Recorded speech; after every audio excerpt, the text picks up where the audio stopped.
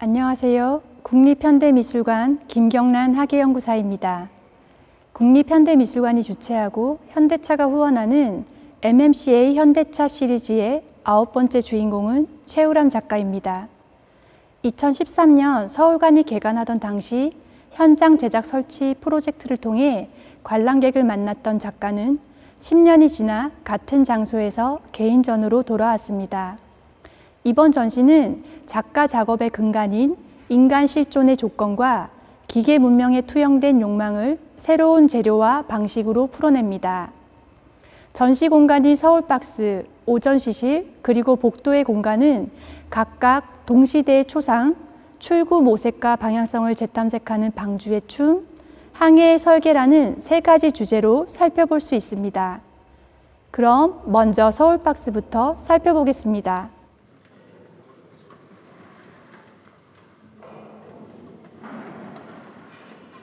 서울관을 가운데에 위치한 서울박스에서 전시의 첫 장면을 마주하게 됩니다.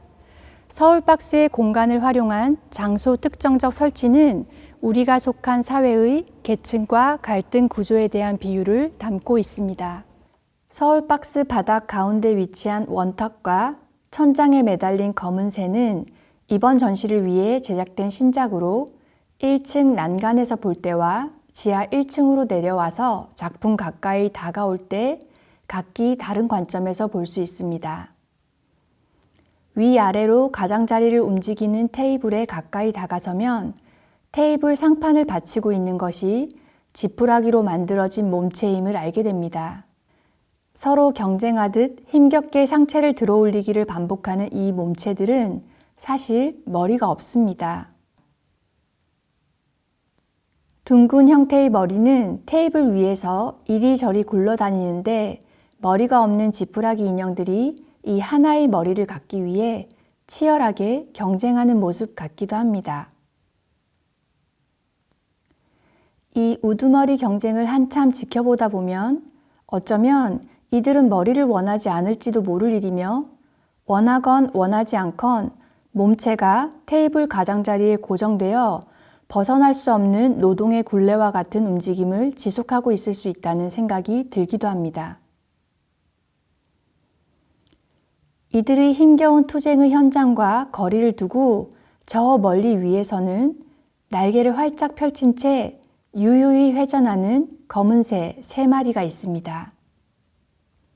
아주 천천히 회전하기 때문에 원탁의 숨가쁜 속도와 대비를 이루는 이 새들은 원탁의 경쟁과는 상관이 없는 세상에 속한 것 같기도 하고 경쟁에서 낙오된 자를 노리는 포식자 같기도 하며 여유를 가진 채 테이블 위 머리를 노리는 또 다른 경쟁자로도 보입니다.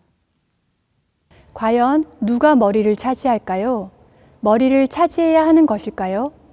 이 경쟁의 구도에서 벗어날 수 있을까요? 사실 이 작업은 이번 전시를 준비하는 과정에서 최우람 작가가 예전에 그려놓은 드로잉을 다시 찾아보면서 시작되었습니다. 6년 전 드로잉을 다시 마주하고 신작으로 제작된 과정과 많은 분들이 궁금해하시는 원탁 위 머리가 바닥으로 떨어지지 않는 원리에 대해 최우람 작가의 설명을 직접 들어보도록 하겠습니다. 안녕하세요. 최우람입니다. 방금 소개해 주셨듯이 원탁은 이번 전시를 준비하면서 새롭게 구상한 아이디어가 아니라 예전 스케치북에서 실현해보지 못한 아이디어들을 이제 모두 다 검토해보는 과정에서 선택된 작품입니다. 전시 도록 초반에도 그 드로잉을 실었는데요. 머리가 없는 사람들이 등으로 원판을 받치고 그 원판 위에 머리가 놓여져 있는 그런 그림입니다. 아이디어를 구체화하는 과정에서 인간의 형상을 집 인형이라는 좀 더 상징적인 형상으로 만들었고요. 더 많은 인형을 원탁에 묶어놓도록 하고 싶어서 그 숫자도 18명으로 늘렸습니다. 당시에는 기술적으로 여러 가지 한계가 있어서 상상 속에만 있던 그런 작품인데요. 이번 전시를 통해서 수많은 실험과 시행착오를 거쳐서 실현을 할 수 있게 되었습니다. 모든 작품이 그렇지만 이 작품 역시 여러분들이 함께 협업해서 만들어진 결과물인데요. 저의 작업실 팀원들이 집 인형의 디자인과 제작을 담당했고요. 머리가 원탁에서 끊임없이 구를 수 있게 하는 그런 로봇공학적인 그런 기술이 요구되는 부분은 A로봇과 한재권 박사 연구실에서 담당을 해주셨습니다. 그리고 이 작품이 설치되는 서울박스는 천정이 17m 정도 되는 굉장히 높은 공간인데요. 원탁의 투정이 벌어지는 그런 물리적인 세계와는 다른 생각으로 이루어진 개념의 차원을 상징하는 검은새라는 존재를 만들어서 우리를 내려다보면서 이제 원을 그리도록 그렇게 만들었습니다. 우리들의 세계를 지배하고 있다고 생각하는 보이지 않는 힘이나 법칙, 그다음에 권력, 인간이 만든 이제 허구의 존재들, 그렇지만 우리 삶에 가장 큰 영향을 주고 그 존재들을 암시하도록 그렇게 연출을 했습니다.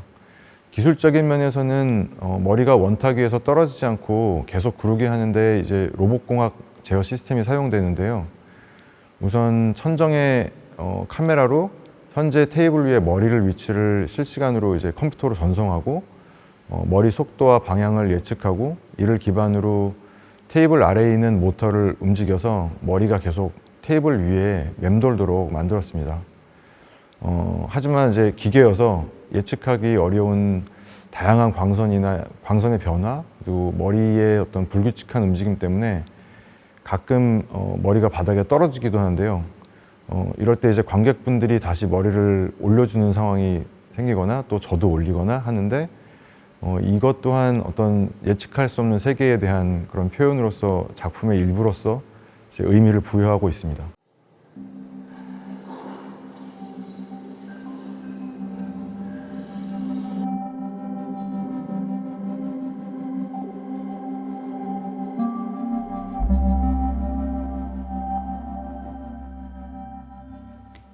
지금 우리는 커다란 한 송이의 흰 꽃을 마주하고 있습니다.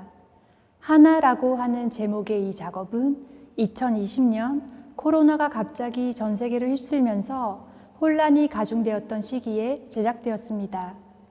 한지처럼 보이는 꽃잎의 소재는 코로나 방역 및 치료 현장에서 의료진들이 착용하던 방호복의 재질인 타이백입니다. 거대한 꽃잎이 촘촘히 겹쳐진 꽃의 모양새는 한눈에 흰 국화꽃을 연상시킵니다. 지금은 조금 익숙해진 것 같기도 하지만 여전히 코로나 팬데믹을 경험하고 있는 우리는 발병 초기에 두려움 속에서 잠시 멈춰 있었습니다. 그때 잠시 멈춘 동안 목도한 수많은 죽음은 지칠 줄 모르고 질주하던 인류가 잊고 있던 진리를 몸소 체험케 했습니다. 그 모든 것에는 끝이 있고 이렇게 예고 없이 닥칠 수 있는 것이 인간의 운명이라는 점을요. 하지만 이렇게 중첩된 커다란 꽃잎에 그어진 선들처럼 인류의 역사는 수많은 생과 사가 교차하고 순환하는 흐름이기도 했습니다. 죽음을 기억함으로써 삶의 의미를 되새겨보는 메멘토 모리처럼 생의 절정에서 화려하게 꽃을 피우고 다음 생을 기약하는 꽃의 속성처럼 삶과 죽음은 분리될 수 없는 하나의 연속체입니다. 그리고 오늘날 우리가 겪는 어려움은 예전에 다른 형태와 방식으로 존재했던 수많은 위협의 또 다른 모습일 뿐입니다. 하나는 최우람 작가가 우리 동시대인에게 모든 인류에게 바치는 헌화일 것입니다.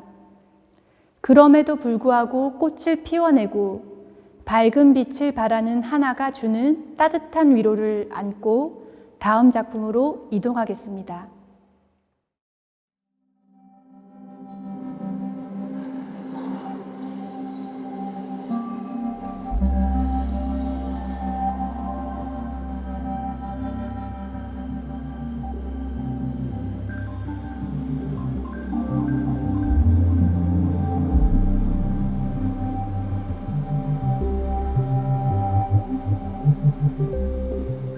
오전시실의 메인 공간은 그 자체가 하나의 방주로 설정되어 있습니다. 대홍수를 앞두고 건설된 노아의 방주부터 인류의 역사에는 전쟁, 역병 등의 위협으로부터 생존하기 위한 안전한 도피처로 상정된 방주의 비유가 많습니다. 인간의 욕망이 추동한 방주의 수많은 형태 중에서 최우람은 특유의 기계 방주, 로봇 방주를 제작했습니다. 우리는 이 방주의 공간을 거닐며 어떤 장면을 마주하게 될까요? 어둑한 공간을 비추는 등대의 불빛이 천천히 돌아가고 있고 전시장 한가운데에는 직사각형의 궤 혹은 담장이 놓여 있습니다.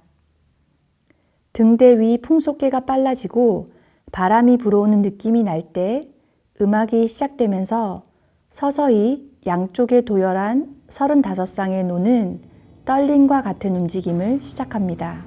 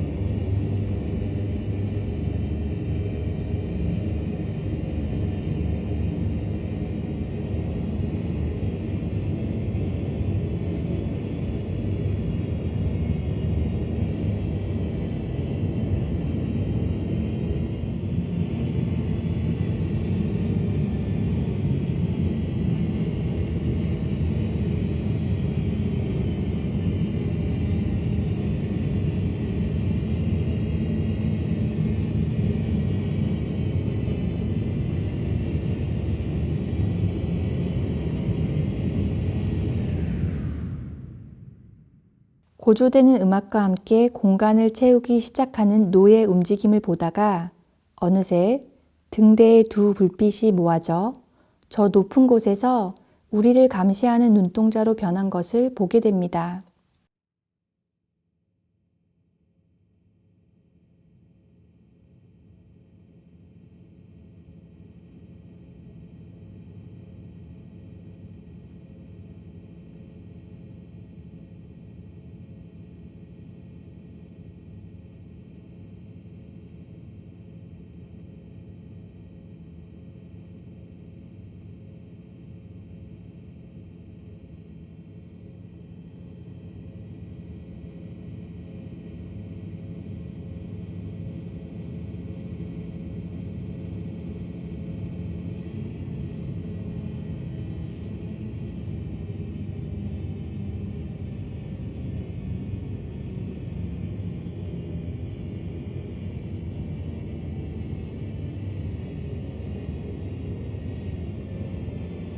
일렁이는 파도로 시작한 방주의 춤은 점차 웅장한 날개짓으로 나아가다가 마치 절대적인 힘이나 지배자의 명령에 복종하는 듯 장엄한 군무로 이어집니다.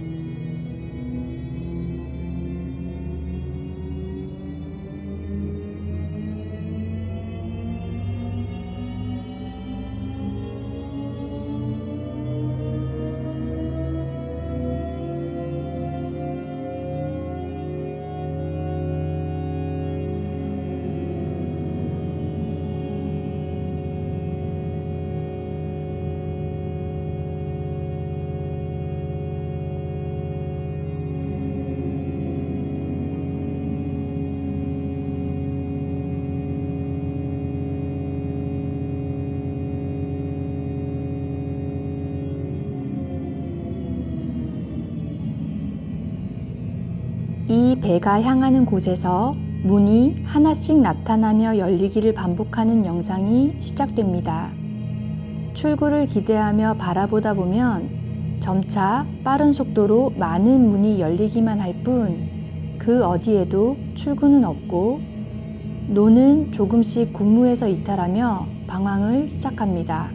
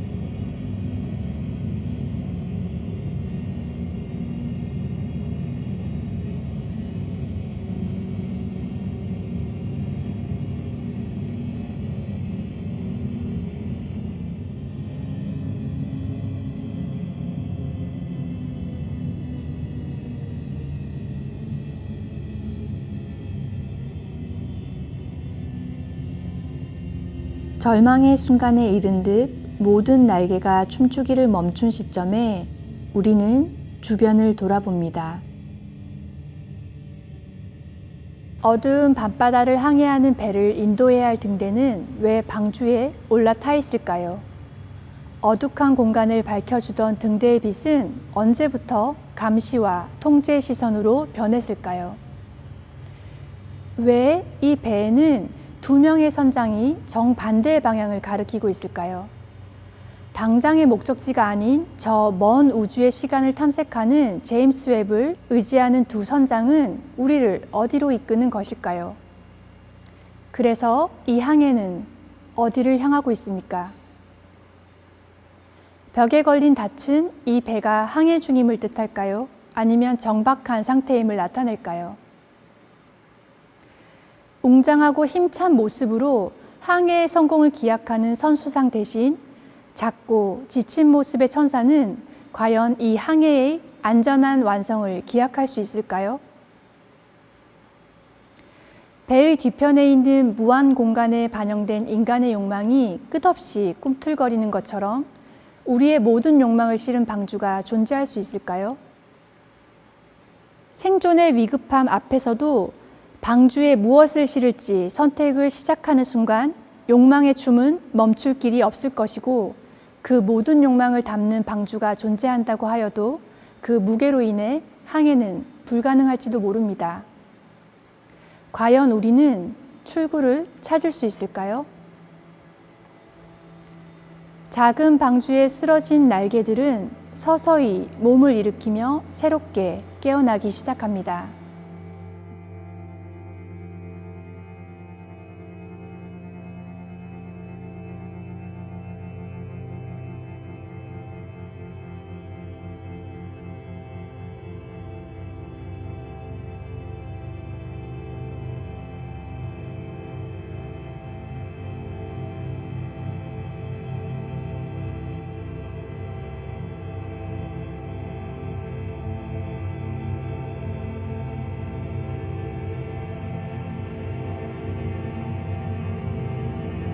믿고 의지했던 등대와 두 선장이 배를 이끄는 진정한 리더가 아님을 알게 되었고 스스로를 지키기에도 너무나 지친 천사는 우리를 구원할 수 없음을 깨달았기에 날개들은 서로 의지하며 보다 유려하고 아름다운 군무로 하나가 됩니다. 그리고 등대의 불빛도 다시 전시장을 밝히는 본 모습으로 돌아와 있습니다.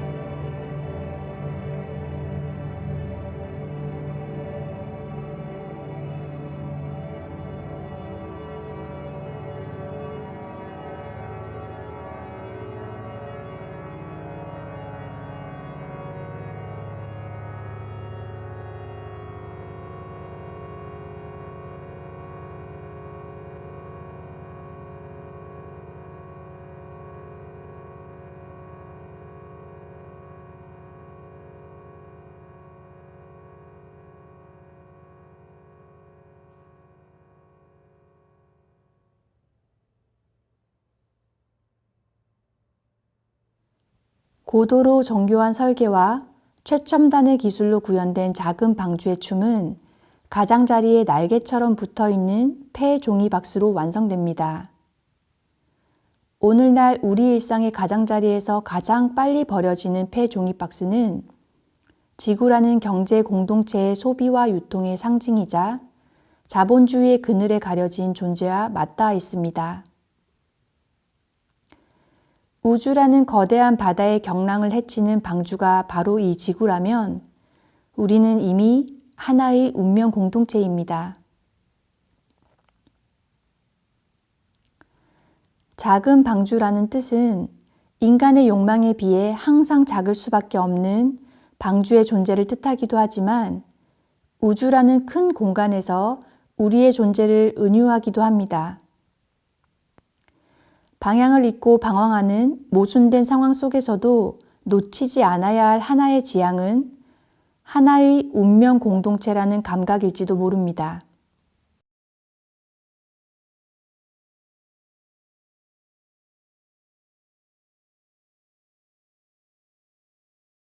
사실은 작지 않은 규모의 로봇 방주이지만 작은이라는 수식어가 붙어있는 이 작은 방주의 공연은 우리의 오늘을 구성하는 욕망의 체계를 탐색하는 작은 여정이기도 합니다.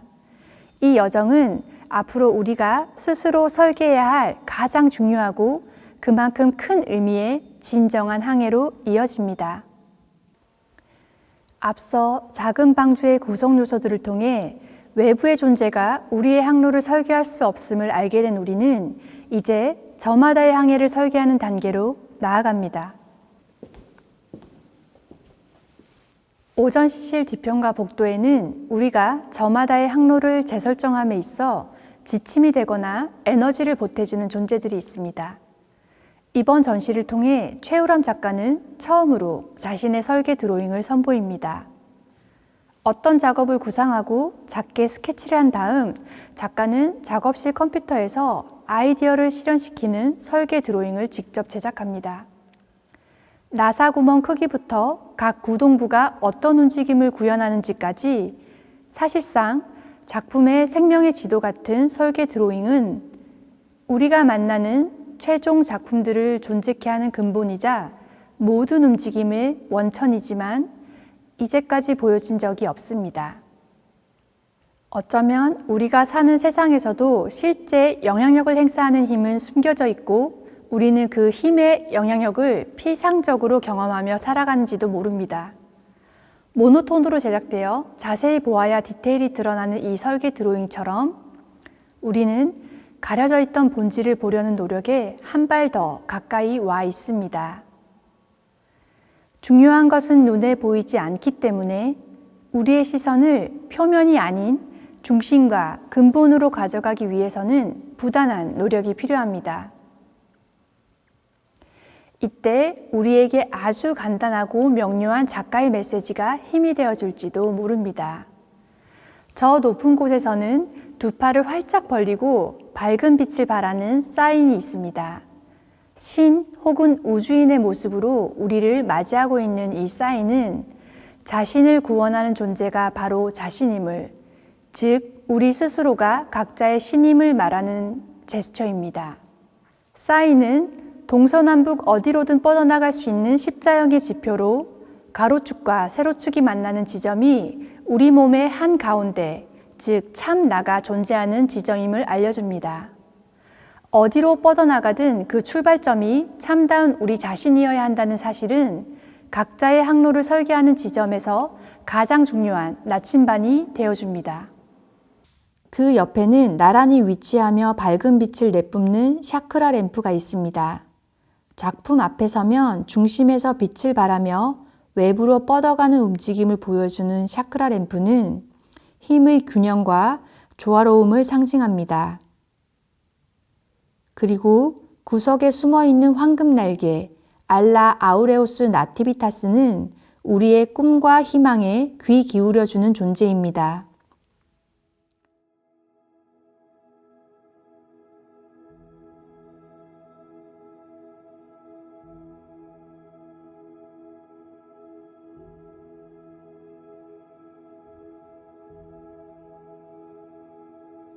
안쪽에는 사면과 바닥이 온통 붉은 방에서 꽃을 피워내는 빨강이 있습니다.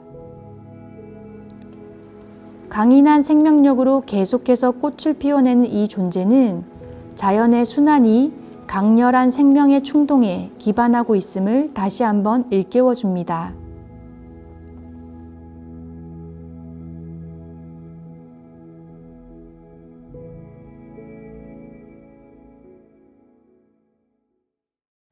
복도를 밝히는 두 개의 별, URC1과 URC2는 폐 자동차의 전조등과 후미 등을 영원한 별빛으로 재탄생시킨 작업입니다.